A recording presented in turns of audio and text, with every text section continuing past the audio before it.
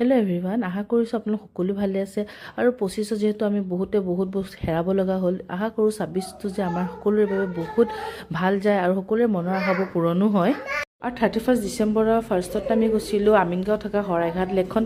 তাৰ first mini ব্লগটো মই upload কৰিছোঁ, আপোনালোকে দেখিলে নে? যদি চোৱা নাই তেনে গৈ পেলাই চাব। আৰু পিছত আমি আহি পালোঁ উজান বজাৰত থকা ব্ৰহ্মপুত্ৰ নদী পাৰ। বৰ্তমান তাত ফ্ৰী চলি আছে দেই, এতিয়া আপোনালোকে গৈ পেলাই আহক, বহুত ভাল হয়। আৰু তাৰ পৰা ৱাকিং এৰিয়াও আছে আৰু এইটো এটা গ্লাছ ব্ৰিজ আছে।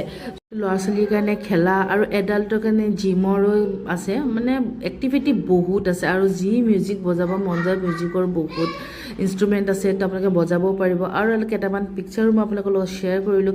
তো প্লিজ মোৰ ভিডিঅ'টো চাই ভাল লাগিলে লাইক কৰিব, শ্বেয়াৰ কৰিব, কমেণ্ট কৰিব, ছাবস্ক্ৰাইব কৰি দিব। আৰু ইয়াৰ ফুল ভ্লগটো দিয়া আছে ঈশা টিনাৰ ভ্লগত, তো আপোনালোকে যাব আৰু ইয়াৰ ফুল ভ্লগটো চাব।